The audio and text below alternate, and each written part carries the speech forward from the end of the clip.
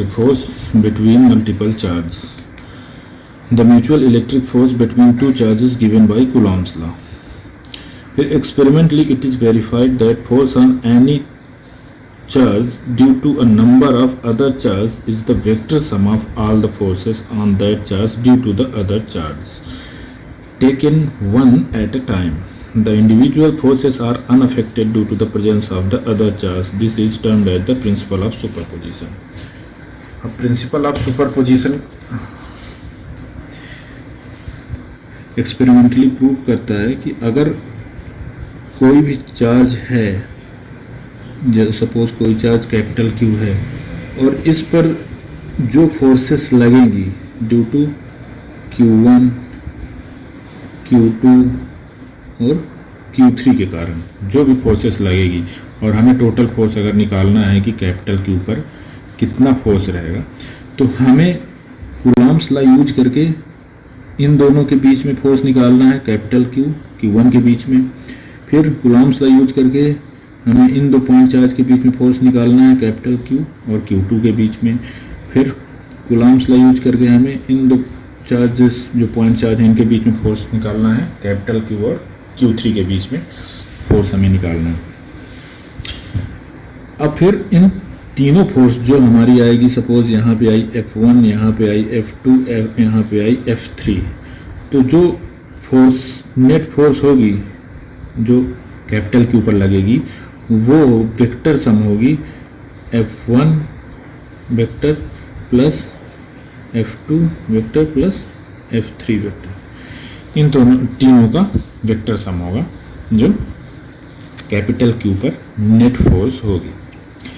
अब principle of superposition ये भी प्रूव करता है कि अगर जो फोर्स कूलॉम्स लॉ के हिसाब से रहेगी, कूलॉम्स लॉ के फार्मूले से जो फोर्स फाइंड आउट होगी कैपिटल क्यू और Q1 के बीच में, वो इसके सराउंडिंग में कितने चार्ज हैं उस पर डिपेंड नहीं करती। ये इन दोनों के बीच में फोर्स सेम रहेगी, इन दोनों के बीच में फोर्स सेम रहेगी, भले Q1 Q3 यहाँ पे हैं, इससे कोई इफेक्ट नहीं होगा। अब यहाँ पे हम एक एग्जांपल लेते हैं। सपोज 3 चार्ज का एक सिस्टम है, Q1, Q2 और Q3, 3 चार्ज का एक ये सिस्टम है। अब इस सिस्टम में हमें निकालना है कि Q1 पे कितना नेट फोर्स लगेगा। तो सबसे पहले हम Q1 और Q2 के बीच में डिस्टेंस देख लेते हैं। Q1 Q2 के बीच में सपोज डिस्टेंस है R, तो यहाँ पे जो डिस्टेंस होगी ये होगी R12।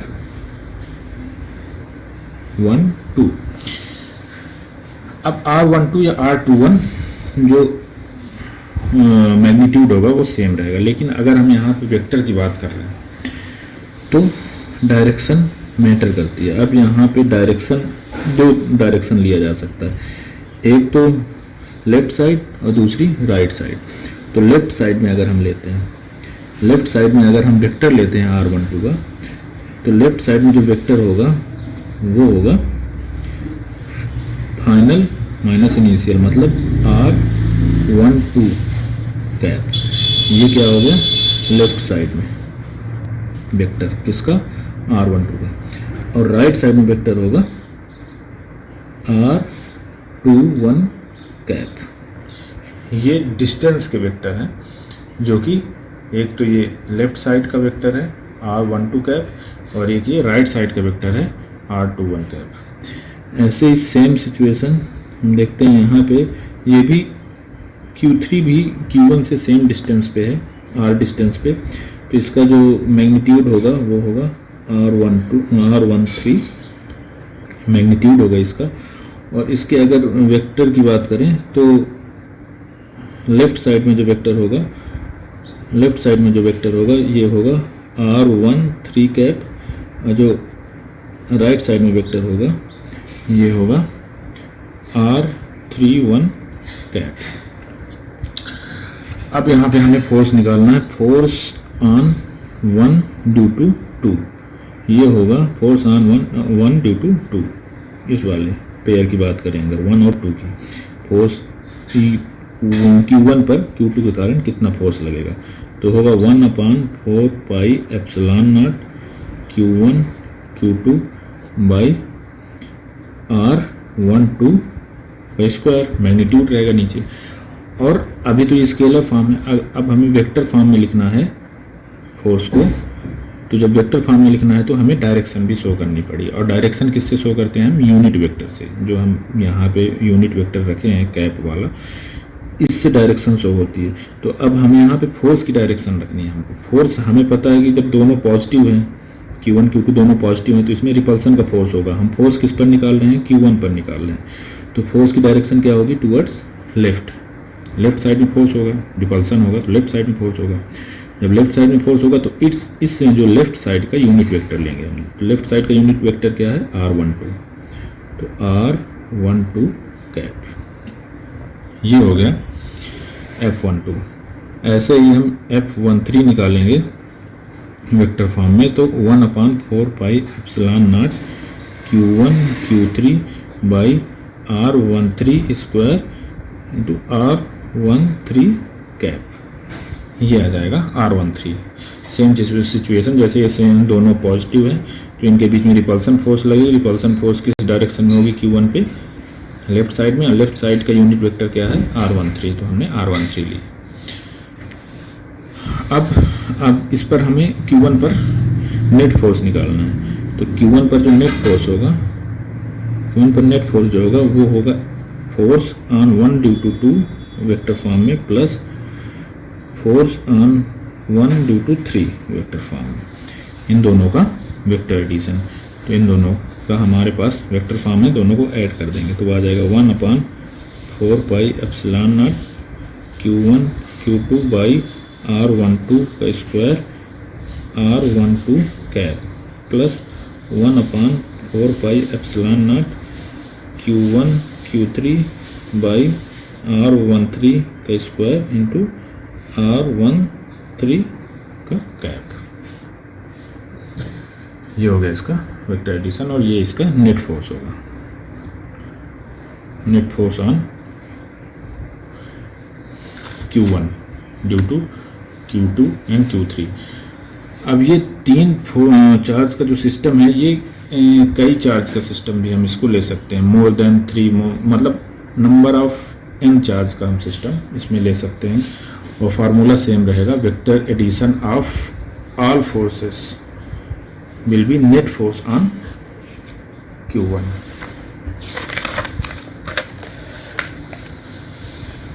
The principle of superposition says that in a system of charge Q1 Q2 dash dash dash Qn, the force on Q1 due to Q2 is the same as given by Coulomb's law. It is unaffected by the presence of the other charges Q3 Q4 dash dash dash Qn. The total force F1 on the charge Q1 due to all other charges is given by the vector sum of the forces F12 F13 dash dash dash F1n।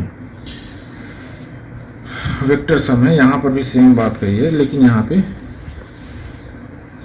n charge का, n number of charge का system लिया है। तो n number of charge का अगर system लेते हैं, suppose कोई सिस्टम है जिसमें चार्जेस हैं Q1 Q2 Q3 dash dash dash Qn, मतलब n नंबर ऑफ चार्जेस हैं उस सिस्टम में, और हमें निकालना है कि Q1 पे कितना फोर्स लगेगा। जब Q1 पे हमें फोर्स निकालना है तो हम फोर्स, नेट फोर्स निकालेंगे।